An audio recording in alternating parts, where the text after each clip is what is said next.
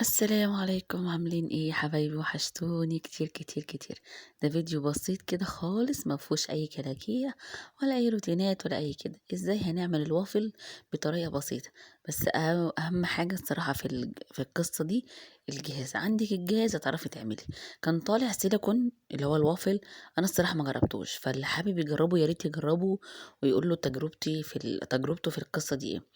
الوافل ده كوبايتين دقيق، معلقة سكر، بيضتين، بيكنج باودر، رشة ملح، فانيليا. حطي المكونات الجافة دي مع بعضها واضربي المكونات اللي هي السايلة دي مع بعضها وكوباية زيت. بصوا سهل جدا جدا جدا. بس التركاية بقى اللي بتفرق في اي مكان الجهاز. انا هوريكم الجهاز دلوقتي وهو بيتعمل. انا بعمل اول حاجه دلوقتي ايه المكونات، طبعا بمساعده بناتي حبايبي قالوا عايزين يعملوها، فانا قلت ايه هقول لهم التركات وهم بقى يعملوا كل خطوه. ضربت بصوا البيض والزيت والسكر لازم يتعملوا مع بعض والفانيليا. تقومي ايه ضربهم. طبعا بستخدم بقى ايه الكبة بتاعت حبيبتي حماتي جابتها لي هدية. فانا طب اول مرة اجربها على فكرة معاكم، فقلت بقى افرحكم بقى يعني. انا صورت الفيديو ده مخصوص عشان اوريكم وانا بجربها، عجباني يعني. ضربت طبعا المكونات السائلة اللي هو زي ما قلت لكم البيض والفانيليا والسكر والزيت، وحطيت الدقيق والبيكنج باودر ورشة الملح في طبق واحد، وحطيت شعراية قرفة على فكرة بتفرق قوي قوي قوي قوي. طبعا الحاجات دي كلها بتتضرب كويس جدا. وأقوم جايبين انا بسخن بقى، المفروض دلوقتي اسخن الجهاز. لا بس قبل ما اسخن الجهاز كوباية لبن يا جماعة. نص كوباية لبن على نص كوباية مية في الليلة دي، بحيث ان هي تبقى عجينة سايلة. تبقى سايلة اكتر من الكيكة بتبقى ماسكة شوية، انما دي لازم تكون سايلة عنها شوية. وافضل ازود ازود كده لحد ما ايه ما تبقى سايلة بالطريقة اللي تبقى حلوة. انا بقى عندي هنا مشكلة في الجهاز ده بقى ايه، معرفش بقى ايه المشكلة فيه. العيب فيا مثلا في تقديرة ايدي. المفروض مثلا اتقل العجينة اكتر عشان تبقى منفوشة، عشان انا بعملها برضو كل فترة وفترة.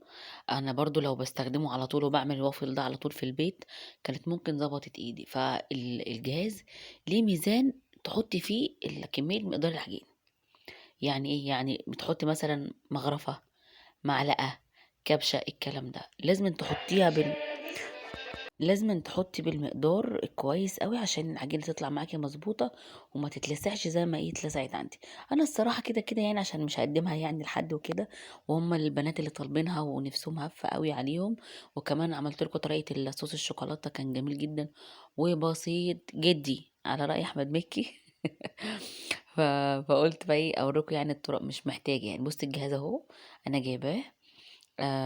حلو على فكرة والله وجميل والحاجات دي. في حاجات بأمانة يعني انت تقدري تستخدمي ايه في ان انت تقمري العيش تحفة. معاكي ساندوتش مثلا عليه جبنة عليه مش عارفه ايه وحابة مثلا تقمريه، انا مش عايزة اقول لكم الافتكاس حلو. بصي بقى هنا التركيبة بقى اللي عندي غلط. بص انا خايفة عشان بقالي كتير ما عملتوش. المفروض لما تحطي على الجهاز تحطي مرة واحدة يعني. عشان ليه؟ لان مجرد ما بتحطيه بيبقى مستوي. وعايزه اقول لكم كمان على حاجه الطبيعي، انا كنت فاكره نفسي بقى ان انا ايه ست معفنه وكده. فلما رحت الوافل اشترينا وافل كذا مره من الشارع، ببص على الجهاز لقيت ان هم عشان الجهاز بتاعهم غويط ساقط لتحت. ورغم كده لما بيحط زياده عن الكميه تلاقي مسقط من حوالين الجهاز العجين. فقلت ايه فاتبسطت لاني كنت الصراحه لما كنت بعمل كده والاقي العجين بيسقط من حوالين المكنه كنت ازعل قوي. واقول العفانه دي مش عارفه اظبط. بص حتى واقع اهو ايه في طرف العجينه من فوق، في طرف المكنه من فوق. انا بص بوريكم، انا بص ما قطعتش، ما رضيتش اقطع. ده اول تجربه قلت اوريكم النتيجه يعني، حتى اللي ما جربش المكنه ديت وشوفها مميزاتها ايه وعيوبها ايه. في حد ممكن مثلا عنده خبره اكتر يعرف يستخدمها. انا بستخدمها للاستخدامات بتاعتي. يعني هي بص هي ايه من العجينه كده طلعت مثلا هنا قليله فلسعت مثلا اللي حواليه. انا بقول مثلا كده، انا كده كده قلت اجرب المقدار بتاعي صح ولا لا. واللي انت تشيلي منها العجينه على فكره سهله جدا، بس عشان هي كانت سخنه فانا كنت ايه قلقانه بس عشان احط ايدي وكده. انا العجينه دي كلها عايزه اقول لكم يعني في فكره حلوه قوي لو رشيت عليها حتى شويه عسل وكلتيها. بصوا هنا بقى ايه هنا كانت ظابطه. بصوا التقطيع حلوه هي بصوا طالعه بس هي ملسوعه الحته دي بقى. كل شويه ايه عايزه اعرف ليه بتتلسع، اشمعنى الحته اللي في النص دي. كل شويه اجرب اقلل مقدار انقص مقدار. بس هي الصراحه كانت تتاكل تحفه. وانا عامه انا بحبها كده مقرمشه لان فيها ايه اللي هو عارفين الطعم اللي بيضرب في النافوخ ده، انا عن نفسي بحبها. بصوا حلو، انا شايفاها جميله والله، وطلعت الوافل تحفه. انا عجباني جدا على فكره يعني. بص انا بقيت بقى ايه احط بقى ايه مش بص بقى هنا لما بزود، بص المفروض بقى ما يخرجش كتير. قلت بقى اجرب واتقل المره دي يمكن العجينه ما تتلسعش. بص قمت طبعها، لما طبعتها برضو بص من الجناب بتخرج العجينه، كميه بقى اكتر كميه اقل. بصوا حاولت برضو ايه كده. الجناب دي برضو ايه، انا على فكره ممكن اسيبها، وعايزه اجرب قبل كده، يعني المره الجايه لما اجربها هجرب برضو ان انا اسيبها على فكره عشان اشوف ايه اخرتها يعني، حتى لو سبتها تحرق العجينه ولا لا. بس انا قلت عشان بصور ما تبقاش فضايح يعني. يلا بقى شجعوني يا جماعه واعملوا لنا لايك واشتراك، يعني يا رب يكون بعمل فيديوهات تعجبكم خفيفه على قلبكم.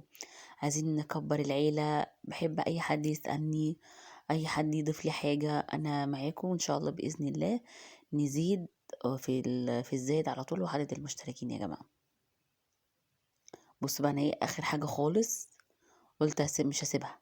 اصل انا برضو كنت بعمل حركه وحشه قوي، اعمل لي 3 4 كده مثلا ولا 5 وارمي بقى بقيه العجينه، او بقيته لتاني يوم. هو ما بيبص على فكره، ميزه العجينه دي ان هي ما تبص، وميزه الوافل ده برضو خلي بالكو، تقدري تعمليه وتخزنيه في كيس محكم الغلق زي ما بيقولوا، وتحطيه في الفريزر. بصوا جالك ضيوف فجأة، لما يطلع بقى منك الوافل حكاية وخايفة تبوظيه ولا ترميه، شيلي 3 4 كده، تجيلك مثلا جارة، يجيلك مثلا حد من أهلك كده تعزميه، حد مثلا صاحبتك كده بنات ولاد عيالك، انت فاهمة، بيبقى فكرته حلوة.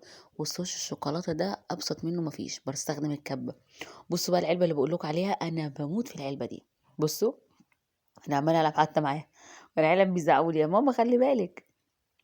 بص بقى دي ايه، كوباية زيت ومعلقتين كبار كاكاو خام يكون غامق، وسكر، وايه وكوبايه زبادي المفروض يعني، عشان كنت بعملها بالزبادي كانت بتبقى تقيله. بس انا ايه قلت ما عملتهاش بالزبادي، هجربها من غير زبادي. انا فضلت بقى اطحن فيها. بس في حاجه بقى، الكبه مش عارفه ليه حاسه ان عزمها قليل. انا الصراحه الكبه بتاعتي بامانه مفيش حاجه احسن من ايام زمان، عزمها كان شديد، مجرد ما احط الحاجه كانت تطحن. هنا السكر كذا مره اضربه مش راضي يدوب. استغربت قوي يعني، قلت ليه مش راضي يدوب. قلت استخدم المضرب ده يمكن اضربه زي اللي هو يفور يعني وكده ويدوب. برضو يعني ايه ما عملش الشكل اللي انا كنت حباه. فقلت لا خلاص كده كده انا ايه بعمل للبيت وكده والبنات لقمة كده وهم يكونوا ايه مبسوطين بيها. مش بتبت قوي في البيت، المهم بس اجرب عشان لما حد يجي مثلا اعمل قصاد حد ما تبقاش التجربة وحشة يعني. بس على فكرة والله انا كنت بعملها وخدتها عند حماتي. بص بقى النتيجة، بص صوص الشوكولاتة، يامي يامي يامي يامي، جميل جميل جميل. انا مبسوطة جدا والله وانا بتكلم معاكم، ما تنسوش اللايك والاشتراك. باي.